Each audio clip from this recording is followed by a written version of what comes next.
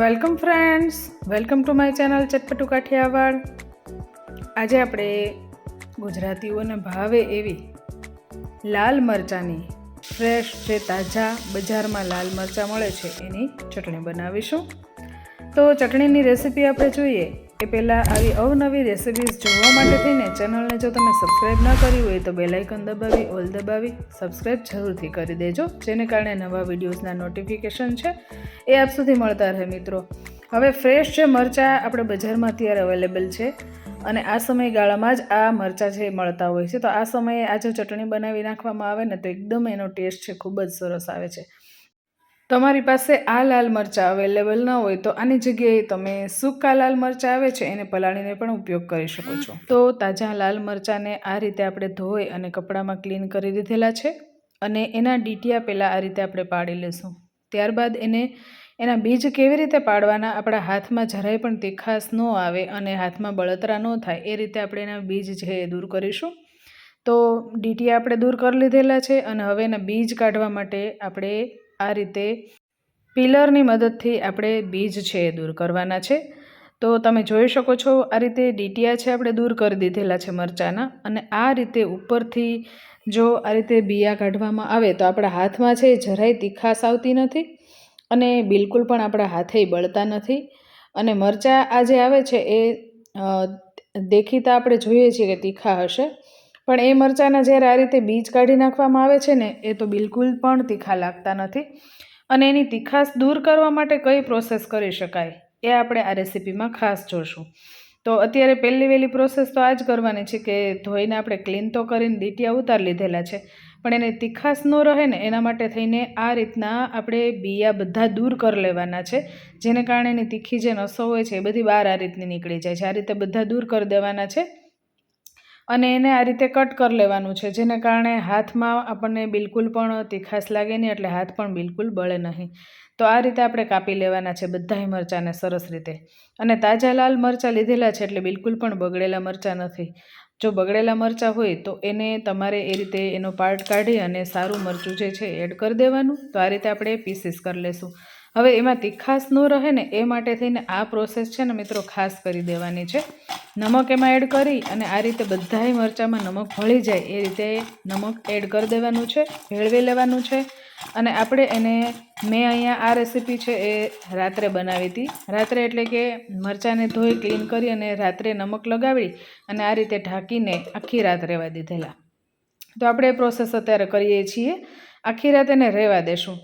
તો સવાર પડતા જ તમે જોઈ શકો છો એકદમ સરસ એવા મરચાંમાંથી તીખાશ દૂર થઈ ગઈ છે અને એનું પાણી છે ને તીખું એ બધું છૂટું પડી ગયું છે. તો આ પ્રોસેસ છે એ તમે જ્યારે પણ ચટણી બનાવો ને ત્યારે જરૂરથી કરજો, કે જેને કારણે તમારી ચટણી છે બિલકુલ પણ તીખી ન લાગે અને રોટલી સાથે તમે ગમે ત્યારે પણ આ ચટણી છે એ ખાઈ શકો છો. તો આ રીતે આપણે મરચાંનું જે પાણી છે એક જાળીવાળા વાસણમાં આ રીતે લઈ અને એને નિતારી લેવાનું છે. આ પ્રોસેસ પણ જરૂરથી કરવી, કારણ કે એ પાણી છે એ ચટણીમાં આપણે એડ કરવાનું નથી, એ પાણીને આપણે જવા જ દેવાનું છે. અને આપણે આ રીતે મરચાંને આ રીતે હલાવી અને મરચાંમાં થોડું ઘણું પણ જો પાણી રહી ગયું હોય તો એને આ રીતે નિતારી લેવાનું. પણ જો ઝાઝી બધી ચટણી તમે ક્વોન્ટિટીમાં બનાવતા હોય તો અડધી કલાક એને નિતારવા માટે સમય આપજો, કે જેને કારણે એની તીખાશનું જે પાણી છે એ નીકળી જશે. તો અહીંયા તો આપણે થોડા દિવસ ચાલે એવી, 1 વીક ચાલે એટલી આપણે ચટણી બનાવી રહ્યા છીએ. તો થોડા એવા જ મરચાં લીધેલા છે, પણ ઘણી બધી તમારે સ્ટોર કરવા માટે જો ચટણી બનાવતા હોય તો અડધી કલાક માટે થઈને તમે એને જરૂરથી રહેવા દેજો, જેને કારણે તીખું પાણી નીતરી જાય. અને અહીંયા આપણે લસણની ચટણી બનાવીએ છીએ એટલે લસણ જરૂરથી એડ કરજો, અને લસણ પૂરતું આપણે નમક એડ કરવાનું છે, કારણ કે નમકમાં જ આપણે મરચાંને રાત આખી રાખેલા હતા. તો સ્વાદ પ્રમાણે એ રીતે નમક એડ કરી અને આ રીતે આપણે એને પીસી લેવાનું છે. મિત્રો, રેસીપી અહીંયા પૂરી થઈ જતી નથી, એટલે રેસીપીમાં લાસ્ટ સુધી જોડાયેલા રહેજો, જેને કારણે તમારી ચટણી છે એકદમ સરસ બનશે. તો આ રીતે ચટણી છે આપણે વાટી લેવાની છે અને મરચાંની કચાશ દૂર કરવા માટે થઈને આપણે એનો ટેસ્ટમાં વધારો કરવા માટે થઈને વઘાર કરીશું. મિત્રો, તમે જ્યારે લસણની ચટણી આ રીતની બનાવો છો તાજા લાલ મરચાંની, ત્યારે તમે એ ચટણીમાં શું શું એડ કરો છો એ મને કમેન્ટ કરીને જરૂરથી કહેજો. હવે તેલ જ્યારે ગરમ થઈ જાય ને ત્યારે એમાં હિંગનો વઘાર કર્યો છે અને ગેસની ફ્લેમ મેં મીડિયમ રાખેલી છે. જ્યારે પણ આપણે આ ચટણી એડ કરીએ છીએ ત્યારે એને ગેસની ફ્લેમ છે ફાસ્ટ કરી દેવાની છે. જેને કારણે મરચાંની જે કાંઈ કચાશ છે એ દૂર થઈ જાય. બસ એટલા માટે થઈને જ આપણે વઘાર કરવાનો છે. બાકી તમારે વઘાર ન કરવો હોય ને ઉપરથી કાચું તેલ નાખીને ચટણી ખાઓ તો પણ આ ચટણી એકદમ ટેસ્ટી લાગે છે. પણ આ રીતે જો તમે વઘાર કરીને આ ચટણી બનાવશો તો એકદમ ટેસ્ટી બનશે. તમે એકવાર જરૂરથી આ રીતે ટ્રાય કરજો. તમારી તાજા લાલ મરચાંની ચટણી ટેસ્ટી ન બને તો કહેજો મને.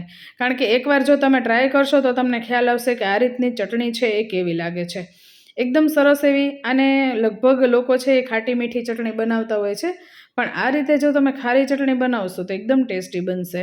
હવે એમાં કલરમાં વધારો થાય એ માટે થઈને થોડી એવી હળદર અને ધાણા જીરું પાવડર એડ કરી દઈશું, જેનો ટેસ્ટ સારો આવે છે. અને થોડું એવામાં કાશ્મીરી લાલ મરચું પણ આપણે એડ કરીશું, થોડુંક જ, ખાલી કલર પૂરતું જ. કલર આવે એ માટે થઈને આપણે લાલ મરચું એની અંદર એડ કરી દેવાનું છે. અને બધી જ સામગ્રીને સરસ રીતે મિક્સ કરી દેવાની છે. ગેસની ફ્લેમ અહીંયા ફાસ્ટ જ રાખેલી છે, જેને કારણે લાલ મરચાં, જે તાજા લાલ મરચાંની કચાશ છે એ દૂર થઈ જાય અને ટેસ્ટી એવી ચટણીનો આપણો ટેસ્ટ છે એકદમ સરસ આવી જાય. તો આપણી ચટણી છે મિત્રો અહીંયા રેડી થઈ ગઈ છે. હવે ગેસની ફ્લેમ બંધ કરીને આપણે ચટણીને સર્વ કરીશું. તો રોટલા રોટલી અને ભાખરી, થેપલા જેની સાથે ચાહો એની સાથે ખાઈ શકાય એવી ટેસ્ટી એવી, શાકની પણ જરૂર ન પડે એવી ચટણી રેડી થઈ ગઈ છે મિત્રો. રેસીપી ગમે તો એક લાઇક જરૂરથી આપી દેજો. ચેનલ પર નવા હોય તો સબસ્ક્રાઈબ જરૂરથી કરી દેજો. બેલ આઇકન દબાવી ઓલ દબાવી દેજો, જેને કારણે આવા નવા વિડીયોઝના નોટિફિકેશન છે મિત્રો આપ સુધી મળતા રહે. તો આ રેસીપી તમને ખરેખર જો ગમી હોય તો કમેન્ટ કરી અને આપણા ફ્રેન્ડ સર્કલ્સ, ફેમિલી ગ્રુપ્સમાં શેર પણ જરૂરથી કરી દેજો. તો ફરીવાર આવી નવી રેસીપીઝ તમારા સુધી લઈને આવીએ. ત્યાં સુધી જય સોમનાથ, જય માતાજી મિત્રો.